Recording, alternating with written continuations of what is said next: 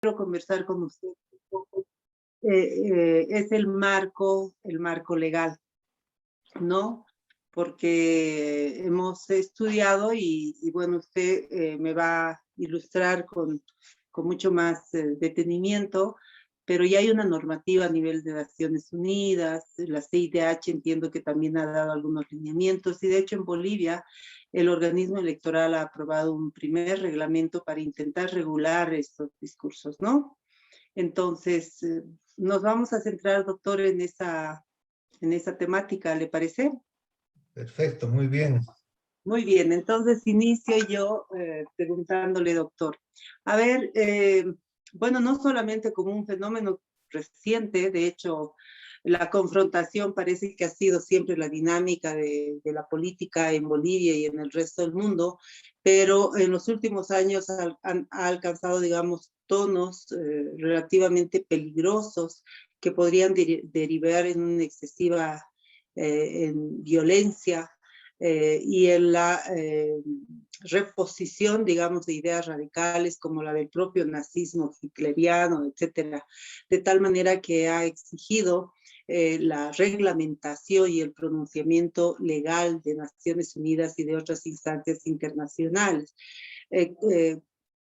¿Cómo ve usted la situación en materia de legislación a nivel internacional, doctor? Ya.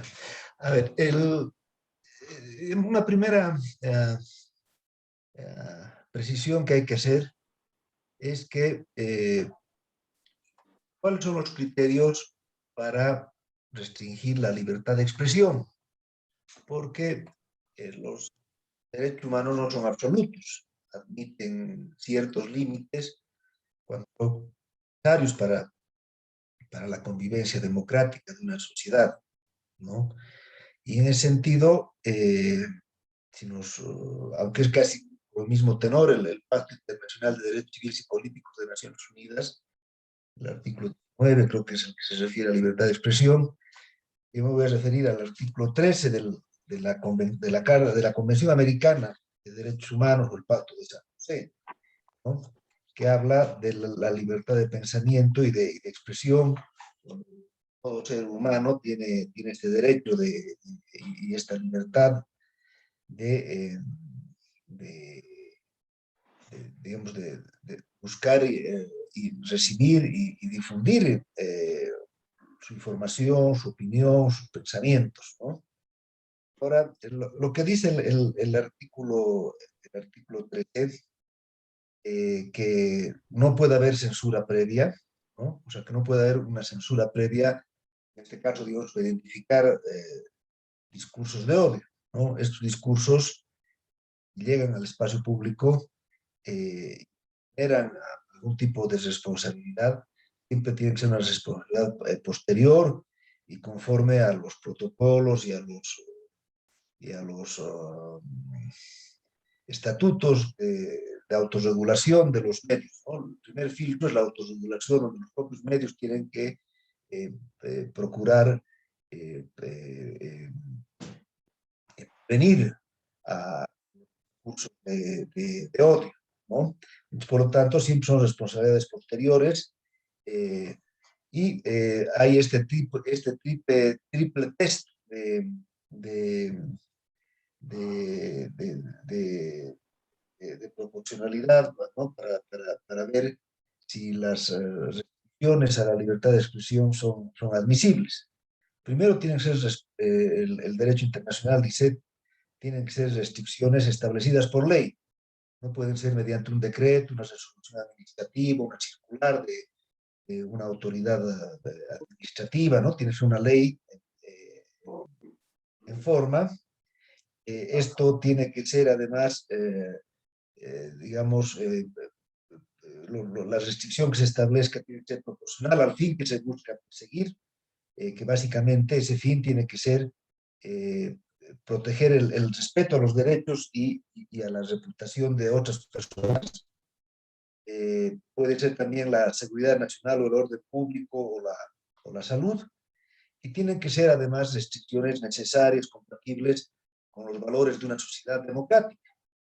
Puede haber que tal vez, por ejemplo, busque el respeto a una autoridad pública, se indique de que el orden público está amenazado cuando se desprestigia a una autoridad y por lo tanto se aplica un sistema digamos, de censura previa. Por más que la finalidad sea, digamos, justificable, no parece ser un medio democrático la imagen pública de una autoridad a través del sistema de censura. Por lo tanto, sería, digamos, incompatible en el ejemplo. Pero además,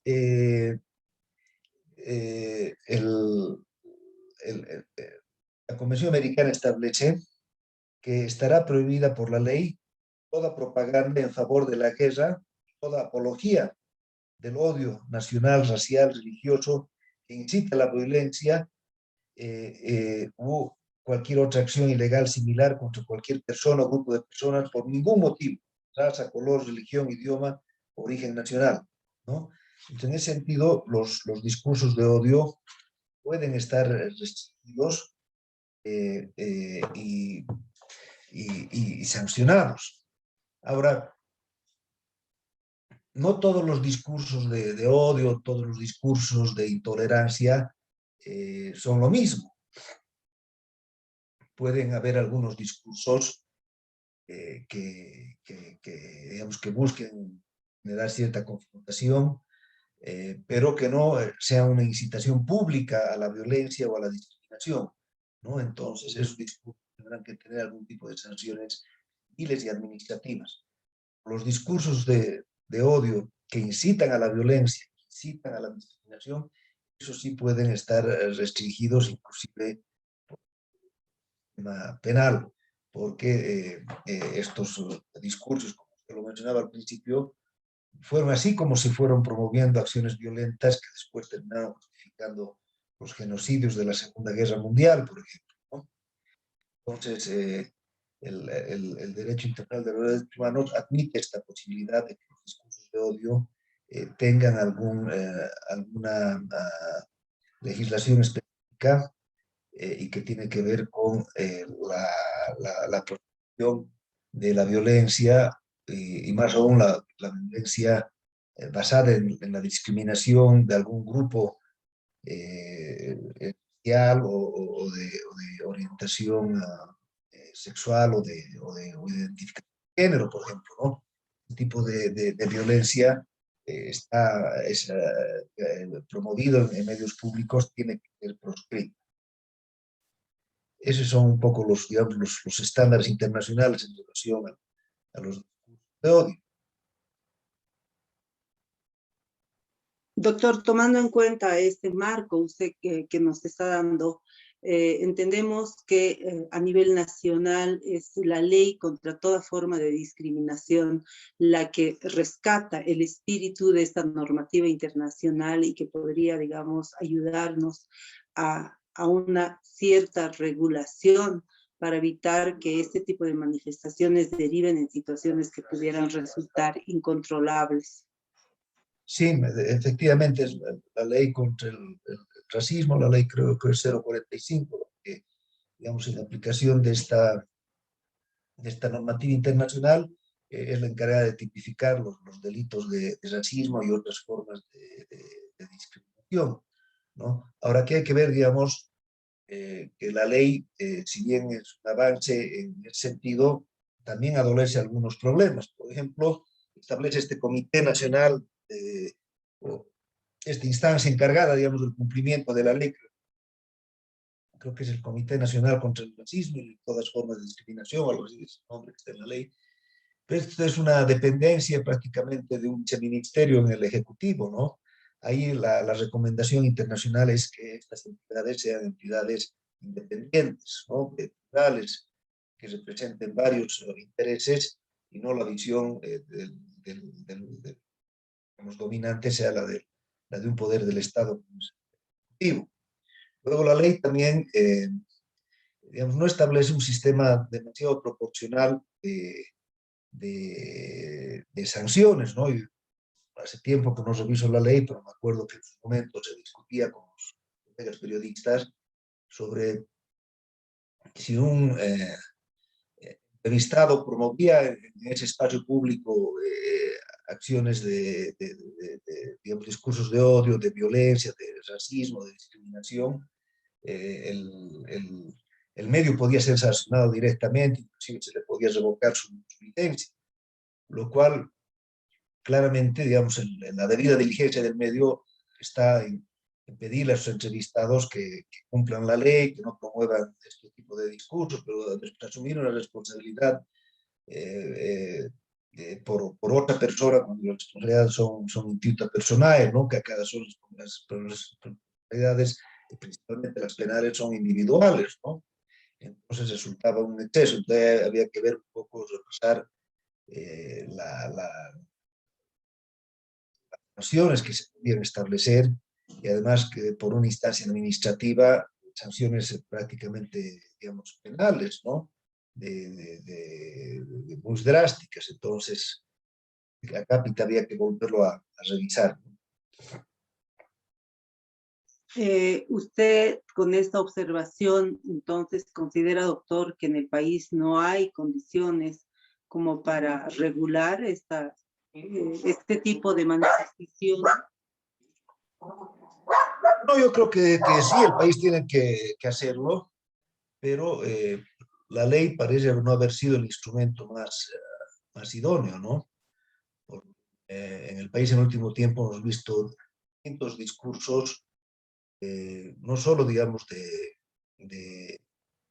discriminación con relación a ciertos grupos que están en situación de vulnerabilidad, como mensajes de racismo o mensajes al odio, a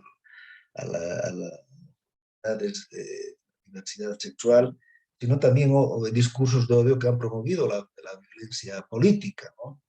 Y sin embargo esos mecanismos no han tenido la capacidad de activarse eficazmente ni han realizado una labor, digamos,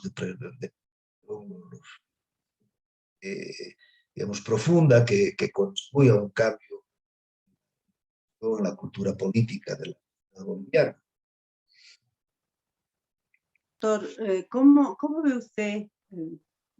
Bueno, cada día, de acuerdo con la investigación que nosotros también hemos realizado, cada día, pues, desde las altas esferas de la política, los líderes políticos utilizan las redes sociales para dar línea, digamos, a sus bases y agendar determinadas temáticas en la esfera pública. ¿Cómo ve usted, cuál es su percepción respecto de la actuación de los políticos y su contribución o no a la afirmación de una ciudadanía plural y democrática? Bueno, lamentablemente hemos visto diversos liderazgos de todo tipo, ¿no? Desde la convocatoria al bloqueo a las ciudades para que no ingresen alimentos, eso es un crimen internacional de inanición, la convocatoria cuando vivimos los bloqueos del oxígeno, que también es una incitación a la violencia públicamente, y también estos discursos de regionalismo y de racismo que vienen desde otros políticos que definitivamente no contribuyen a una convivencia democrática, ¿no?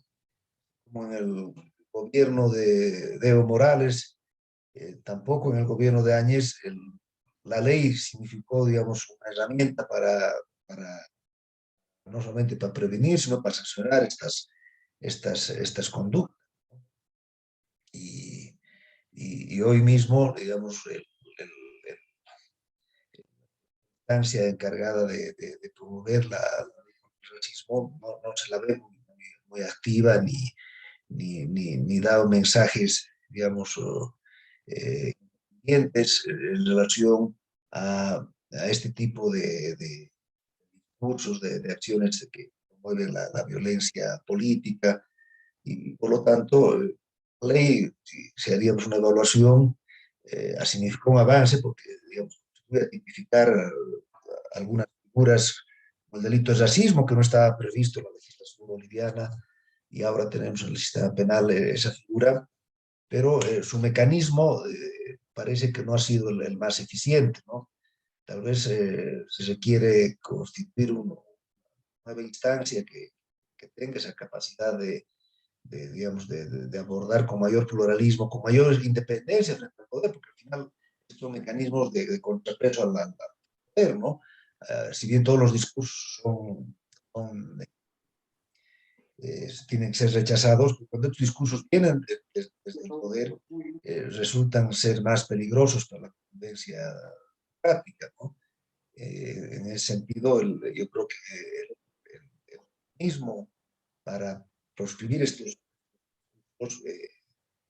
tiene que ser revisado, ¿no? De hecho, el órgano electoral que dio por primera vez en el reglamento de campañas electorales, creo, la posibilidad de que los odios sean sancionados y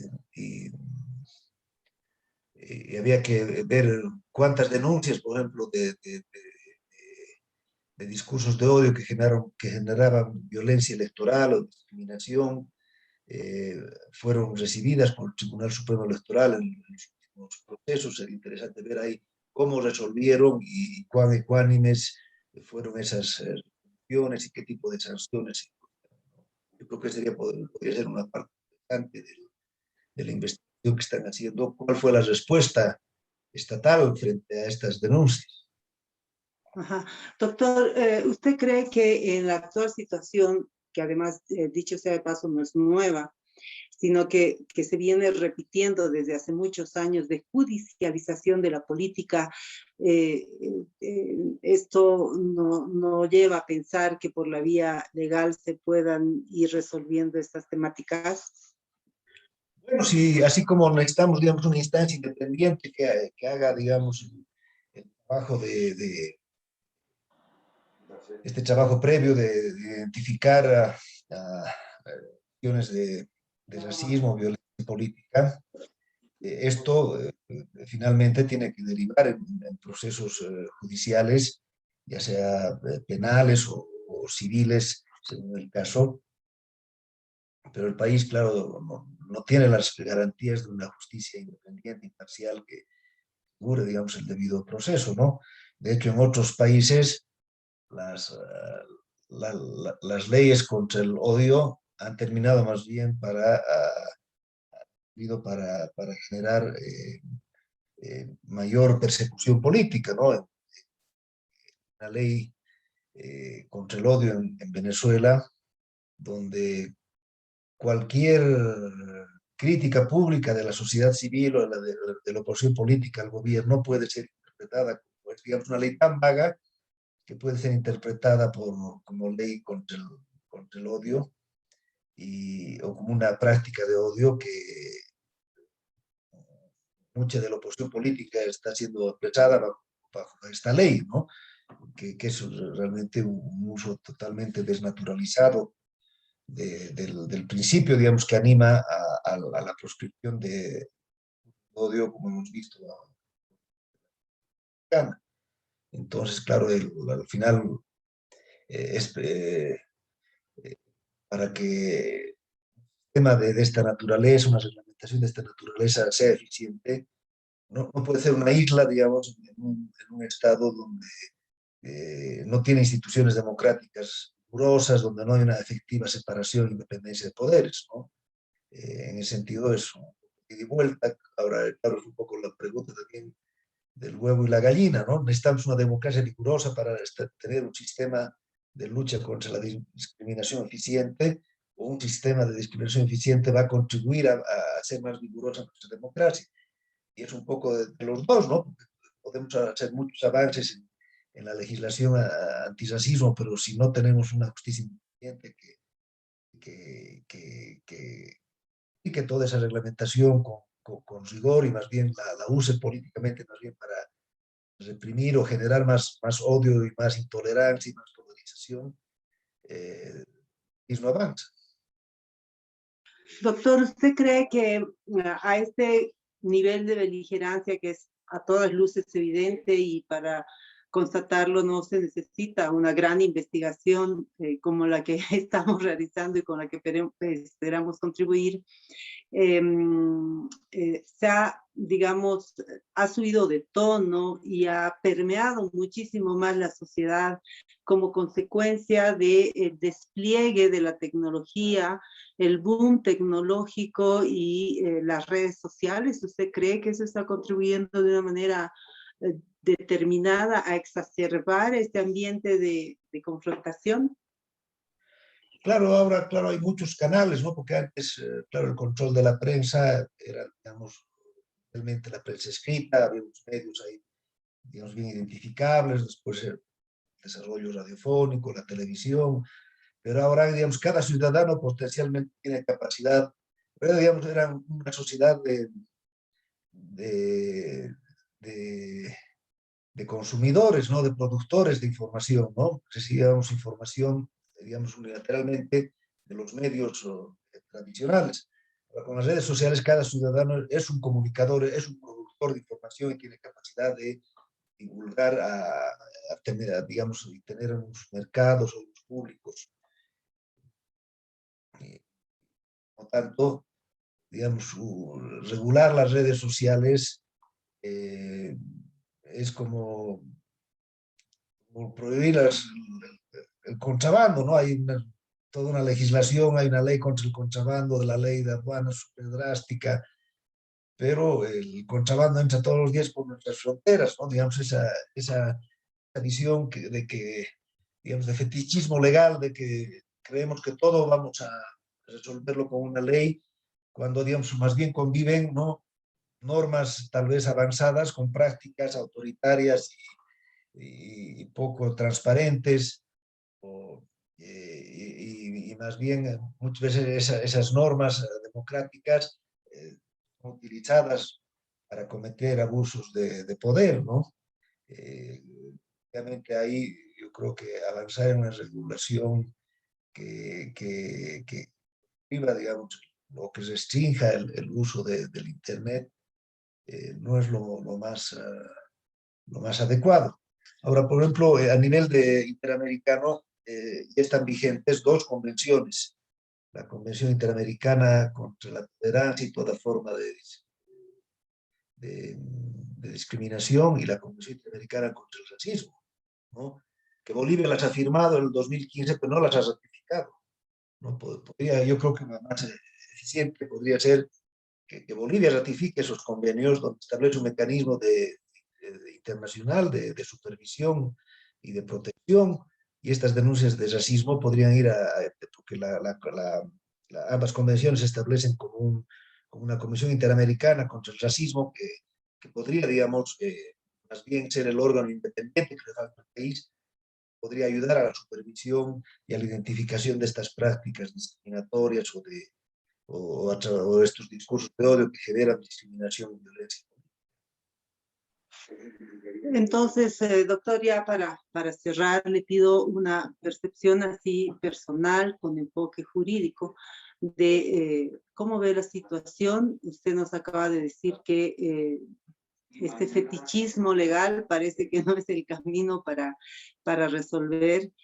Sin embargo, hay digamos, un marco internacional y nacional que nos podría dar luces, encontrar caminos para frenar esa dinámica de beligerancia, pero desde el punto de vista del ejercicio de los derechos ciudadanos, ¿usted cree que también deberíamos desarrollar una especie de cultura ciudadana de la tolerancia, de la paz? ¿Es posible o es una tarea de titanes?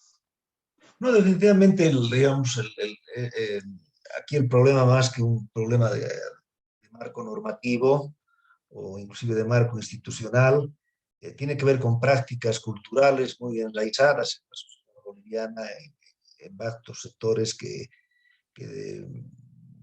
salen a votar democráticamente cada 5 años, pero el resto del año, digamos, hay una cultura, digamos, autoritaria, eh, machista, antidemocrática y liberal, muy asentada en la boliviana, ¿no? Hay unas prácticas tradicionales que inclusive están normalizadas, ¿no?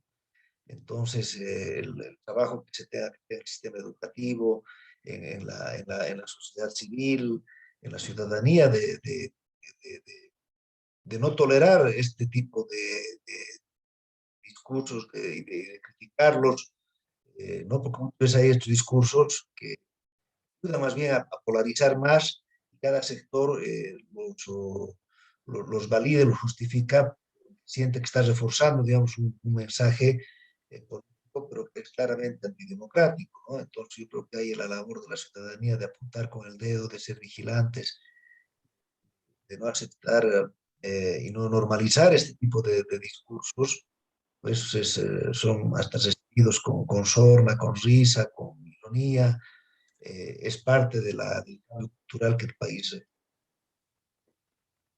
Muy bien, muchísimas gracias, doctor. Ha sido realmente muy ilustrativo y nos ha permitido, digamos, enmarcar, creo que en su verdadera dimensión legal, el tema que estamos analizando. Muchísimas gracias. Gracias a ustedes y a sus órdenes para gusto. Muchas gracias, doctor. Gracias, muy amable. Gracias, Hasta adiós, luego. un saludo, que estés muy bien.